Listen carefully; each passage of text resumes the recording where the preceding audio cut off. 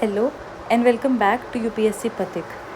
आज हम polity PYQ series में नेक्स्ट चैप्टर देखने वाले हैं, दैट इज़ सिटीजनशिप। और हमें पहले ये ध्यान देना है कि सिटीजनशिप कॉन्स्टिट्यूशन के किस पार्ट में आता है, तो that is part 2 of the constitution. और कौन से आर्टिकल्स हैं जो सिटीजनशिप के प्रोविजन से रिलेटेड हैं, 2005 to 11। और पार्ट 1 में क्या आता है, यूनियन एंड इट्स टेरिटरी।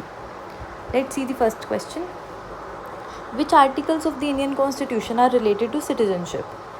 तो 5 to 11 ये आपको याद करना पड़ेगा, और याद होगा भी अगर आपने थोड़ी भी पॉलिटी अच्छे से पढ़ी है। Who and which of the following is competent of prescribing conditions for acquisition of citizenship? तो देखिए, आर्टिकल 11 में कॉन्स्टिट्यूशन ये कहता है कि इसके बाद कमेंसमेंट के टाइम पे क्या क्या प्रोविजंस हैं वो दिए हुए हैं सारे आर्टिकल्स में। लेकिन 11 में कॉन्स्टिट्यूशन सेज कि यहाँ के बाद अब सिटीजनशिप से रिलेटेड जो प्रोविज़न होंगे एक्विजिशन या टर्मिनेशन के, वो कौन डिसाइड करेगा? पार्लियामेंट डिसाइड करेगा।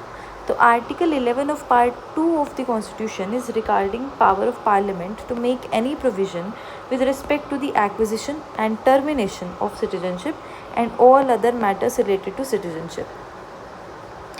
Next question is, provisions regarding citizenship have been provided in which part of the constitution? Very easy question, और recent exam में भी आया हुआ है, so easy question it is. Part 2 of the constitution. Part 3 में क्या है? Fundamental rights. Which one of the following features of citizenship in India is correct? हमें बताना है इंडिया की सिटीजनशिप के बारे में इनमें से कौन सा फीचर सही है। So first is dual citizenship of states and nation. क्या हमारे यहाँ स्टेट्स का और पूरी कंट्री की अलग अलग सिटीजनशिप है? No. Single citizenship of a state की नहीं, हर स्टेट की कोई सिंगल सिटीजनशिप नहीं है। Single citizenship of whole of India, yes. Dual citizenship of India and another country, नहीं, we cannot have the citizenship of India as well as some other country. A citizen of India loses his or her citizenship if he or she, देखिए क्या क्या तरीके हैं हम अपनी citizenship को loose करने के, तो these are DRT, आप ऐसे याद कर सकते हैं, टर्मिनेशन, डेप्रीवेशन एंड रिनंसिएशन। यानी कि खुद से हम किसी ऐसे काम करें कि हमारी सिटीजनशिप टर्मिनेट हो जाए, या हम खुद से रिनाउंस कर दें, या हम डिप्राइव हो जाए कुछ ऐसी प्रोविजंस की वजह से। जैसे हम अगर किसी और कंट्री की सिटीजनशिप को अपना लेते हैं तो इंडिया की सिटीजनशिप ऑटोमेटिकली हम डिप्राइव हो जाते हैं इंडियन सिटीजनशिप होने के। तो gives up Indian citizenship, yes. Renunciation, willfully acquires the citizenship of another country, yes. Get married to citizen of another country, no. Criticises the government, नहीं। मतलब ये सिली रीजन्स तो नहीं हो सकते सिटीजनशिप छीने जाने के। तो 1 and 2 एक ही ऑप्शन में है, that is C. Next question is, under citizen amendment act, citizenship होगा ये, amendment act 2015, which of the following Indian card holder is not authorised to register as emigrant citizen.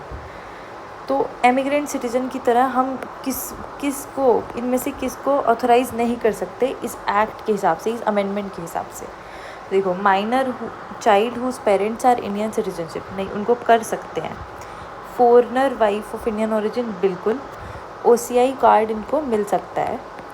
Those Indian who migrated to Pakistan after partition, नहीं। पाकिस्तान और बांग्लादेश के लिए अलग से it is written कि no person who or either of whose parents or grandparents or great grandparents is or had been a citizen of Pakistan, Bangladesh or such other country as specified by central government shall be eligible for registration as overseas citizenship of Indian card holder। तो no person, मतलब उन countries से या फिर कोई तीसरी country जिसको central government recognise करती है, तो वो एलिजिबल नहीं होंगे OCI कार्ड के लिए। अ चाइल्ड और ग्रैंड चाइल्ड और great grand child of citizen of another country, हाँ। लेकिन कौन सी नहीं होनी चाहिए? Pakistan, Bangladesh plus any other जिसको इंडियन गवर्नमेंट रिकॉग्नाइज करे। सो आंसर इज सी, मतलब ये OCI कार्ड होल्डर नहीं हो सकते। So we are done with citizenship. बहुत ही कम क्वेश्चंस हैं, बेसिकली क्वेश्चन तो इन्हीं से पूछे जा रहे हैं कि क्या आर्टिकल है, किस पार्ट से है, और किसको पावर मिली हुई है कि सिटीजनशिप पे प्रोविजंस बनाए, तो वो पार्लियामेंट को।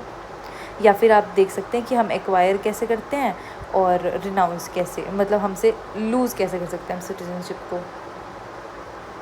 So next chapter is fundamental rights, very important, very interesting chapter.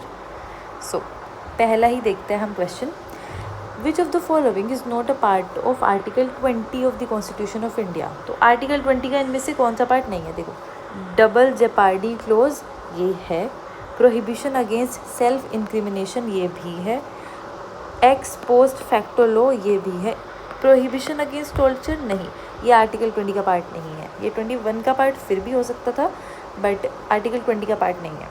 Article 20 के 3 पार्ट्स हैं, जिसको हम 1, 2, 3 भी याद रखेंगे, क्योंकि ये भी पूछ सकते हैं कि क्लोज 1 में है, 2 में, 3 में क्या है। तो देखो, सबसे पहले देखिए, एक्स पोस्ट फैक्टो लॉ का क्या मतलब होता है? No person shall be convicted of any offence except for the violation of law in force at that time of commission of the act. यानी कि किसी इंसान ने कोई अगर ऑफेंस किया भी है तो उस समय जो लॉ थी उसी के मुताबिक उसको सज़ा मिलेगी। Next is no double jeopardy, उसका मतलब होता है no person shall be prosecuted और punished for the same offence more than once, यानी कि 2 बार आप सेम गुनाह के लिए सज़ा नहीं दे सकते।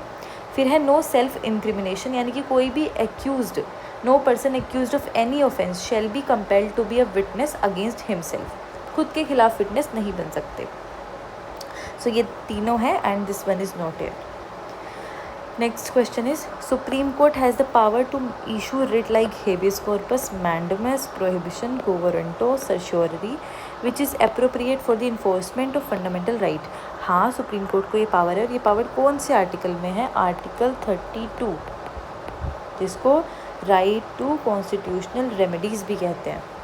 Parliament may by law empower any other court to exercise within its jurisdiction of the power given to supreme court. हाँ, पार्लियामेंट लॉ से किसी और कोर्ट को भी एम्पावर कर सकती है इन सेम जुरिस्डिक्शन के लिए, तो एनलार्ज कर सकती है ये पावर। तो दोनों ही ठीक हो जाएंगे, आंसर वुड बी डी। अब देख लीजिए, आर्टिकल 32 का क्लोज 2 कहता है सुप्रीम कोर्ट के पास पावर होंगी इन रिट्स को इशू करने की। 5 रिट्स हैं, habeas corpus, mandamus, prohibition, quo warranto and certiorari। और आर्टिकल 32 का क्लोज 3 कहता है parliament may by law empower any other court to exercise within its local limits of its jurisdiction all or any of the power exercisable by the Supreme Court under clause 2। तो हम ये भी याद रखेंगे कि कौन सी close में है, क्योंकि हो सकता है ये पूछ लिया जाए, बिकॉज ये रीसेंट एग्जाम का ही क्वेश्चन है, 23 का ही है actually. Next question is, which article of Indian constitution deals with fundamental rights. Fundamental rights से कौन डील करता है? नहीं, 343 नो, 36 से 50 नो, 51 नहीं, ये तो फंडामेंटल ड्यूटीज़ है। तो 12 से 35 है, simple. Which one of the following is not among the 6 fundamental right provided by the constitution of India. तो देखिए, राइट टू इक्वालिटी प्रोवाइडेड है, अगेंस्ट एक्सप्लॉइटेशन भी प्रोवाइडेड है 23 और 24 में, right to freedom of religion भी आर्टिकल 25 से 28 तक प्रोवाइडेड है। तो राइट टू प्रोटेस्ट प्रोवाइड नहीं किया गया है फंडामेंटल राइट्स में। तो कौन कौन से 6 हैं हम एक बार देख लेते हैं। राइट टू इक्वालिटी, देखिए ये आपको याद होंगे फिर भी, राइट टू इक्वालिटी 14 से 18, फिर राइट टू फ्रीडम 19 से 22 तक, right against exploitation 23 and 24, right to freedom of religion 25 से 28, कल्चरल एंड एजुकेशनल राइट 29 से 30, राइट टू कॉन्स्टिट्यूशनल रेमेडीज़ 32। तो ये 6 फंडामेंटल राइट हैं, इनके आर्टिकल्स भी हमें याद होने चाहिए। अब है next question is, in the Indian constitution the right to equality is granted by 5 article. Equality का अभी हमने देखा है कहाँ से कहाँ तक है, 14 से लेके 18 तक। तो this one would be the right answer. Very easy question, काफ़ी बार रिपीट हो चुका है, 2022 में भी आया था। Next is, which one of the following articles of the constitution of India is related to equality before the law. तो देखिए, आर्टिकल 14 में 2 बातें हैं, इक्वालिटी बिफोर द लॉ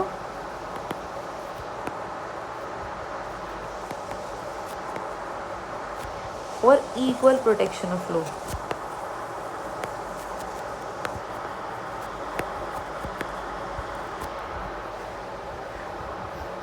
तो आप मुझे बताएंगे कि इन दोनों में क्या फ़र्क होता है।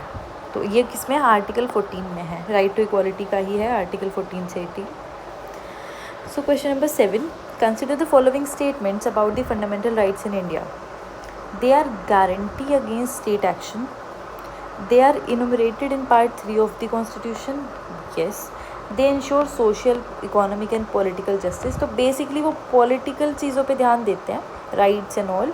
लेकिन DPSP है जो ये काम करता है, तो ये DPSP है जो social, economic and political justice provide करते हैं. They are unlike bill of rights in the USA. आप लिखने की लैंग्वेज से भी पता लगा सकते हैं अगर आप लॉजिक से क्वेश्चन देखिए कि ये स्टेटमेंट तो ठीक है ही नहीं. Unlike bill of right in the USA. They are like bill of rights in the USA. और हमने ये सोर्सेज के टाइम भी देखा था कि फंडामेंटल राइट की इंस्पिरेशन क्या थी. तो fourth would be incorrect and second statement is correct. Third is incorrect. तो first and second are correct. तो स्टेट एक्शन के खिलाफ ये गारंटी है. Yes. They are enumerated in part 3 of the constitution. Yes. और बात की दोनों स्टेटमेंट ये DPSP के लिए and this is absolutely wrong. Now next question is fundamental rights can not be suspended. Can be suspended by the order of prime minister. नहीं. May be suspended on the will of president. May be suspended will president की will पर नहीं, emergency के time पे मे be suspended है. ठीक है, क्योंकि 2 आर्टिकल ऐसे हैं जो एमरजेंसी के टाइम पर भी सस्पेंड नहीं होते. तो अभी उसका क्वेश्चन भी आएगा. इफ़ यू रिमेंबर तो write down in the comment section. Next question is that only. Which one among the following pairs of articles relating to fundamental rights cannot be suspended during the enforcement of emergency under Article 359. ये भी याद रखेंगे आप किससे related है कि suspension of right during emergency. और मुझे ये बताइए कि suspension of fundamental right FR during emergency, ये प्रोविज़न हमने किस सोर्स से लिया है, इसका सोर्स बताइए. ये मैंने आपको पहले भी वीडियो में बताया. तो कौन कौन से आर्टिकल हैं जो सस्पेंड नहीं होते. देखो अब इसमें थोड़ी कन्फ्यूजन होती है, इसमें ऑप्शंस नहीं है, बट अगर 19-20 कहीं पे दिया होता है तो बच्चों को उसमें भी कन्फ्यूजन रहती है. तो आप ऐसे याद कीजिए. तो ये दोनों ही 2 की लाइन में है, तो 20-21. ठीक है, ये दोनों ही वो आर्टिकल्स हैं जो सस्पेंड नहीं किए जा सकते और दोनों ही बहुत इंपॉर्टेंट है. राइट टू लाइफ एंड इसके अंदर 3 राइट्स आपको मिलते हैं, अभी हमने देखे थे. Double jeopardy, no self incrimination या no ex post facto law. Fundamental rights are non justiciable, rigid, flexible. Justiciable they are. अगर आपसे DPSP पूछ लिया जाता तो वो नॉन जस्टिसेबल हो जाता, या प्रियाम्बल पूछ लिया जाता तो वो भी. Which of the following fundamental rights have been not provided to foreigners. तो हमें देखने की कौन सा प्रोवाइड नहीं किया गया है. अब देखिए ये 5 राइट्स हैं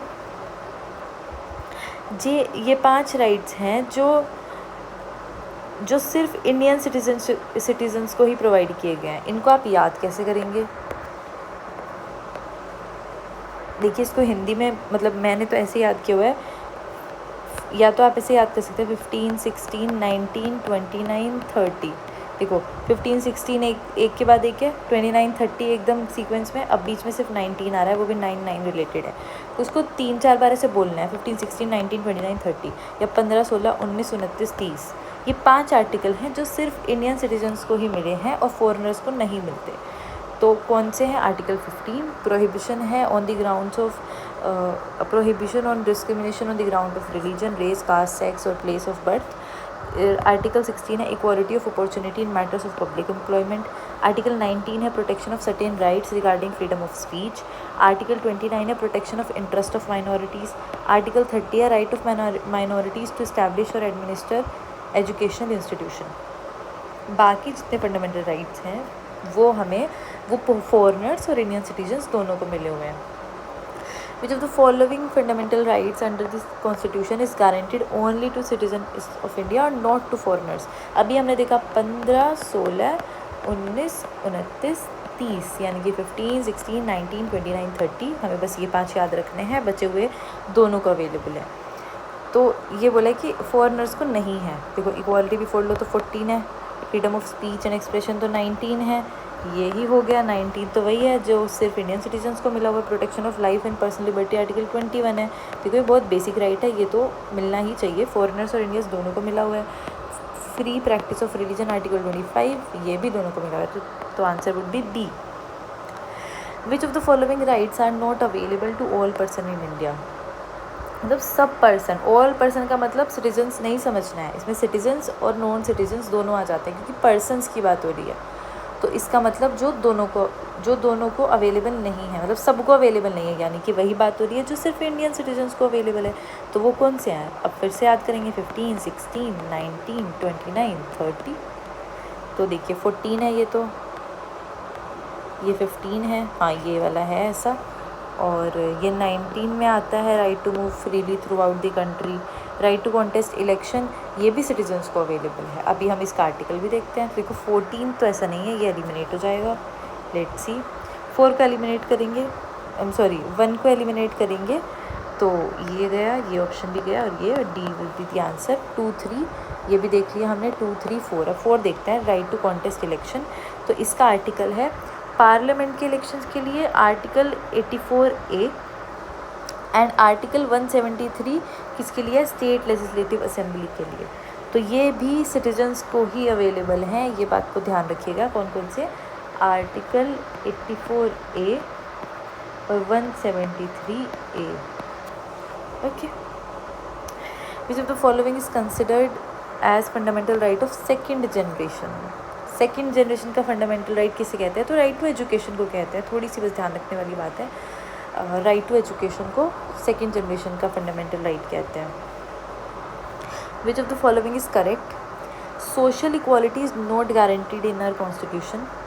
social equality already existing in our country, नहीं ऐसे कैसे कह सकते हैं हम, सोशल इक्वालिटी तो पहले से एग्जिस्ट करती होती तो हमें इतने सारे प्रोविजन बनाने की ज़रूरत ही नहीं थी, वो तो कभी भी एग्जिस्ट नहीं करती है। Social equality is guaranteed in our constitution, हाँ किसके थ्रू, बहुत सारे आर्टिकल हैं, जैसे इक्वालिटी, राइट टू इक्वालिटी के लिए आर्टिकल है 14 से 18, हमने आर्टिकल 17 भी है against untouchability, abolition of title भी है, जिससे इन इक्वालिटीज़ को हम ख़त्म करना चाहते हैं। अब मुझे आप यहाँ साथ साथ बताइएगा कौन सा सस्टेनेबल डेवलपमेंट गोल है। आई नो क्वेश्चन दूसरे सब्जेक्ट से आ गया, बट बताइए फिर भी, जो रिड्यूस्ड इनइक्वालिटीज़ की बात करता है। कमेंट डाउन, रिड्यूस्ड इनइक्वालिटीज़ बताइए इस SDD का के बारे में। और social equality's guaranteed in our constitution देख लिया हमने कौन कौन से आर्टिकल 14 से 18 राइट टू इक्वालिटी की बात करते हैं, आर्टिकल 15 है प्रोहिबिशन ऑफ डिस्क्रिमिनेशन की बात करता है, 16 है वो इक्वालिटी ऑफ अपॉर्चुनिटी की बात करता है, 17 अबॉलिशन ऑफ अनटचेबिलिटी की बात करता है, 18 अबॉलिशन ऑफ टाइटल्स की बात करता है। तो बहुत सारे प्रोविजंस हैं। So next question is, which of the following articles of Indian Constitution guarantees equality of opportunity to all citizens in matters of relating to public employment। हम देख भी चुके, आर्टिकल 16 है, 16 की भी क्लोज 1 एंड 2। तो आर्टिकल 16 की क्लोज 1 कहती है, there shall be equality of opportunity for all citizens in matters relating to employment or appointment to any office under state, whereas Article 16(2) asserts that no citizen shall on the ground of religion, race, caste, sex, descent, place of birth or residence or any of them be discriminated against in respect of any employment or office under state। अब एक चीज़ मुझे बताइए यहाँ पे कि ये जो grounds हैं आर्टिकल 15 में भी यही ग्राउंड्स दिए गए हैं, पर एक ग्राउंड है जो आर्टिकल 15 और 16 में, मतलब 16 में एक्स्ट्रा दिया गया है,